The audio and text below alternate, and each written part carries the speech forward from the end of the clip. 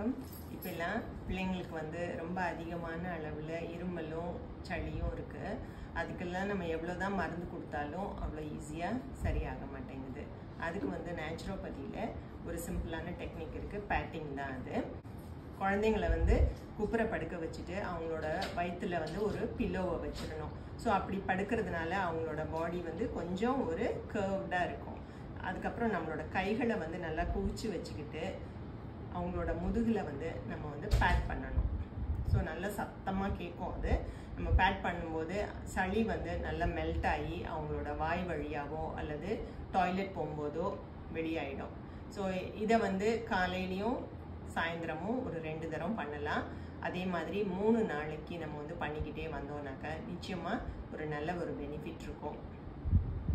சின்ன பிள்ளைங்களுக்கு தான் இதை பண்ணணுங்கிறது கிடையாது, பெரியவங்களுக்கு கூட நம்ம இதை வந்து பண்ணலாம். ரொம்ப நாளாக ரொம்ப சளி உறைஞ்சு போய் இருக்கிறவங்க, ஆஸ்மா ப்ராப்ளம் இருக்கவங்க, அவங்களுக்கெல்லாம் இதை வந்து பண்ணணுன்னாக்கா நிச்சயமாக அவங்களுக்கு வந்து ஒரு நல்ல ரிலீஃப் இருக்கும். பண்ணி முடித்தோடனே அவங்க வந்து நல்ல சளி களைஞ்சு நல்ல ஒரு இருமல் வரதை நீங்களே பார்ப்பீங்க.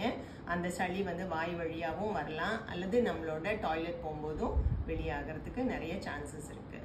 நீங்கள் இதை வந்து ரெகுலராக பண்ணிட்டு வரணும். நிச்சயமாக பிள்ளைங்களுக்கு இது ஒரு நல்ல ஒரு ரிலீஃபாக இருக்கும். நம்ம இதை வந்து இப்போ எப்படி பண்ணுறதுன்னு பார்க்கலாம். கைகளை வந்து குவிச்சு வச்சுட்டு தான் நம்ம வந்து பேட் பண்ணணும். ஆனால் கையை நல்லா ஸ்ட்ரெச் பண்ணிவிட்டு இந்த மாதிரி ஃப்ளாட்டாக வச்சுட்டு நம்ம வந்து பேட் பண்ணும்போது அவங்களுக்கு வந்து ஒரு வலி இருக்கும். அப்படி இல்லாமல் நம்ம கையை வந்து குவிச்சு வச்சுட்டு பண்ணும்போது சத்தம் அதிகமாக இருந்தால் கூட அவங்களுக்கு நல்ல இதமாக தான் இருக்கும். நான் முதலே சொன்ன மாதிரி குப்புற படுக்க வச்சுட்டு வயிற்றில் வந்து தலானியை வச்சுருக்கும் போது வயிறு வந்து கொஞ்சம் மேல் பக்கமாக கர்வாக இருக்க மாதிரி இருக்குது.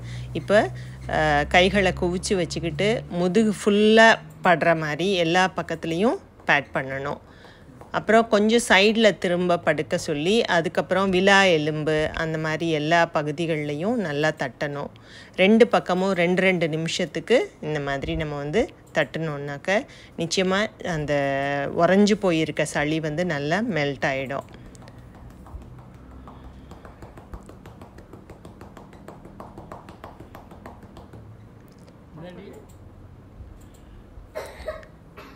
கடைசியாக தட்டி முடித்தோடனே அவங்கள வந்து காஃப் பண்ண சொல்லி பார்க்கலாம். இதை வந்து நம்ம வந்து சின்ன பிள்ளைங்களுக்கு மட்டும்தான் பண்ணணுங்கிறது இல்லாமல் பெரியவங்களுக்கும் நம்ம வந்து இந்த மாதிரி தட்டி அவங்களோட சளியை வந்து குறைக்கிறதுக்கு உதவி செய்யலாம்.